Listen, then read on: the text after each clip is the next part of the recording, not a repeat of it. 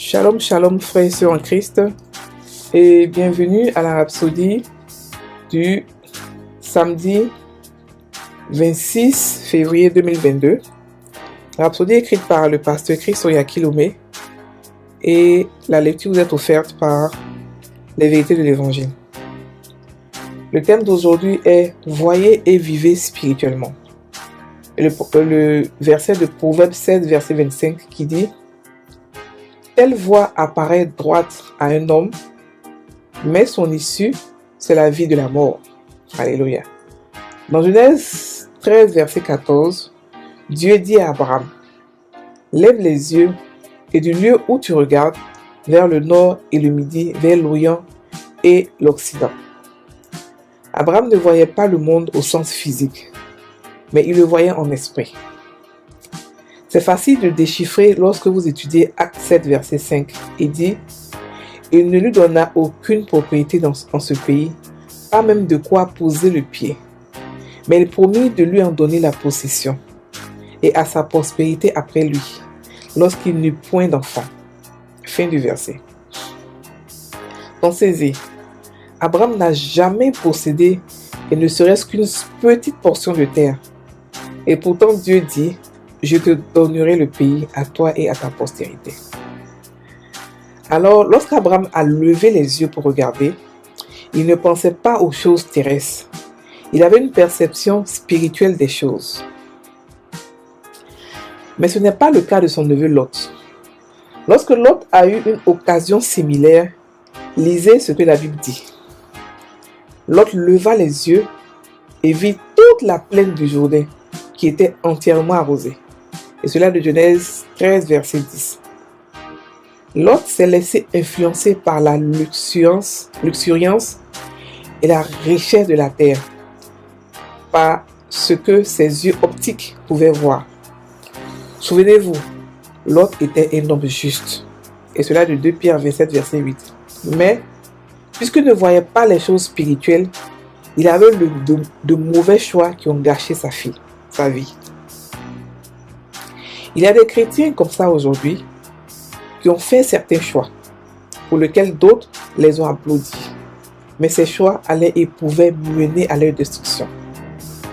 Par conséquent, je vous le dis, ne faites pas des choix charnels. Voyez dans l'esprit, avec l'esprit et par l'esprit. Laissez l'esprit vous aider à réaliser le rêve de Dieu qui est dans votre cœur. Voyez et vivez spirituellement. Ainsi, tout dans votre vie n'aura qu'un seul et clair motif. Comment apporter continuellement gloire à Jésus-Christ. Donc, lorsque vous faites des choix dans la vie, faites-les avec un cœur pur, un cœur juste, sans inclinaison charnelle et égoïste. Fin de la Rhapsodie. Aujourd'hui, le pasteur nous parle de faire des choix, de voir et de vivre spirituellement. Il a expliqué que Dieu a dit à Abraham, lève les yeux du lieu où tu es, regarde, vers le nord, vers le midi, partout l'Orient, l'Occident, regarde partout. Et la Bible dit que Abraham a regardé et il a cru et Dieu lui a donné tout ce qu'il a vu en héritage. Dieu lui a donné. Il fallait que Abraham voie en esprit. Parce que là où il était là, il ne pouvait pas voir le monde entier. C'était impossible. Mais Dieu voulait qu'il imagine, qu'il visualise le monde entier. Dieu voulait qu'il voie ce qu'il lui a donné à lui. Donc il a fait ça. Et malgré qu'il n'avait aucune propriété, il n'avait aucune terre, parce qu'il a pu voir ça spirituellement, il a reçu ça. Physiquement, spirituellement aussi. Il a reçu ça par nous qui sommes sa postérité. Donc,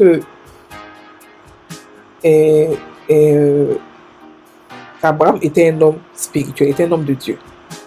Donc ici, il a fait un choix. Il a fait un choix spirituel. Il a décidé de faire des choses spirituelles. Il a décidé de faire un choix spirituel, de regarder et puis de voir. Maintenant, on avait son neveu Lot, que la Bible appelle aussi un homme juste. Et cela dans 2 Pierre 2, versets 7 à 8. La Bible dit que Lot est juste, mais sérieusement, on n'a jamais vu Lot prier. Donc tout ce qu'on en sait, c'est que Lot était collé à Abraham. Et on suppose que Abraham lui a montré comment prier parce qu'il a été appelé juste. À moins qu'on devient juste en étant à côté de quelqu'un d'autre qui est juste aussi. Mais c'est pas ça, c'est pas ça le truc. Le truc, c'est que l'autre aussi, on lui a donné l'occasion de choisir. Parce qu'il y a un moment, lui, ses bergers, les bergers d'Abraham avaient des conflits. Donc, Abraham lui a dit, parce qu'Abraham savait que tout lui appartenait. Donc, il lui a dit, regarde, choisis ce que tu veux, puis séparons-nous dans la paix. Donc, l'autre a regardé, il a tourné, il a regardé, il a vu, où il y avait la plaine était arrosée, où c'était trop beau, c'était bien, c'était vraiment, il y avait la nourriture pour ses bœufs, il y avait tout. Il a compris qu'il pouvait faire une maison ici. Il a dit, ok, d'accord, je prends par là. Donc, il a regardé avec ses yeux charnels. Il a regardé la richesse de la terre. Il a regardé plein de choses. Mais il n'a pas compris que spirituellement, ce lieu-là n'était pas habitable. Pour lui, le juste. Que c'était un lieu qui pouvait le corrompre. Il est parti et on connaît la suite. Lorsqu'il est parti, le village, le coin entier a été anéanti parce que c'était un coin d'homosexuels, un coin de gens qui ne plaisaient pas à Dieu, voilà. Non, pas les gens qui ne plaisaient pas à Dieu, mais les gens qui faisaient des pratiques qui ne plaisaient pas à Dieu. Et il s'est retourné, il est sorti de ce village-là avec lui et ses 2 filles, sans sa femme, sans sa famille, sans rien, sans ses troupeaux, sans ses serviteurs, sans personne. Il est sorti de là-bas comme ça. Et d'où? Parce qu'il a regardé avec ses yeux physiques. Par contre, il était juste. Ça veut dire que ce qui lui est arrivé, ça peut arriver aussi à un chrétien qui n'est pas focus, qui n'est pas concentré spirituellement, qui vit par la chair, ou qui peut se tromper par la chair. Ça peut arriver d'être spirituel, puis se tromper, une fois en passant, prendre une décision par les émotions, par la chair et pas par l'esprit.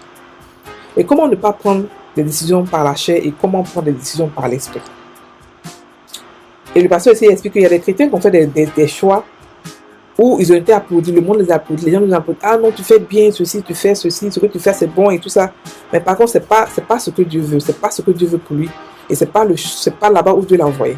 Ou bien il prêche, un chrétien aujourd'hui prêche, tout le monde est content. Non, mais c'est pas là, c'est pas le message que Dieu lui a demandé de faire. Il n'y a pas de vérité dans le message. C'est un message rempli de truffé de fautes. Parce que il ne sait pas discerner spirituellement. Parce qu'il ne comprend pas ce que c'est que le spirituel. Et pour comprendre le spirituel, il n'y a pas beaucoup de manières. La parole de Dieu et l'esprit de Dieu. Et Dieu insiste là-dessus parce que ce sont les 2 choses-là qui font de nous des hommes spirituels. Prendre un temps pour étudier sa Bible. Prendre un temps pour méditer la Bible. Et on en parle tous les jours. On ne peut pas en parler de ça assez. Il faudrait que le chrétien puisse savoir que sans les paroles, sans la parole de Dieu et sans le Saint-Esprit, on est dans les ténèbres comme les païens. Et c'est elle qui nous donne le fait de vivre en esprit et d'être guidé par le Saint-Esprit. Alléluia. Donc, il faudrait que aussi, parce que ça nous permet, quand on est concentré, connecté à Dieu tout le temps, on est dans sa parole et dans prière, on sait ce que Dieu veut pour nous automatiquement. On ne fait pas d'erreur. On n'a pas de l'embarras de choix dans les choix. On sait exactement ce que Dieu veut. Et on prend des décisions qui sont motivées par l'amour, qui sont motivées par la compassion, qui sont motivées pour donner gloire à Dieu continuellement. On prend des décisions avec un cœur pur, un cœur juste, un cœur rempli de paix. Pas un cœur charnel ni égoïste. Alléluia. Donc, vivre par la chair est extrêmement dangereux. Mais par contre, vivre par l'esprit a beaucoup d'avantages.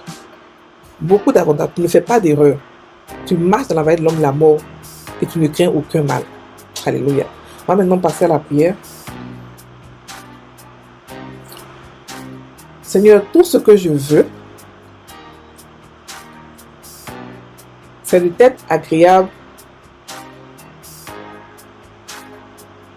marcher dans ta volonté parfaite et voir ta volonté et tes desseins établis sur la terre et dans le cœur des hommes.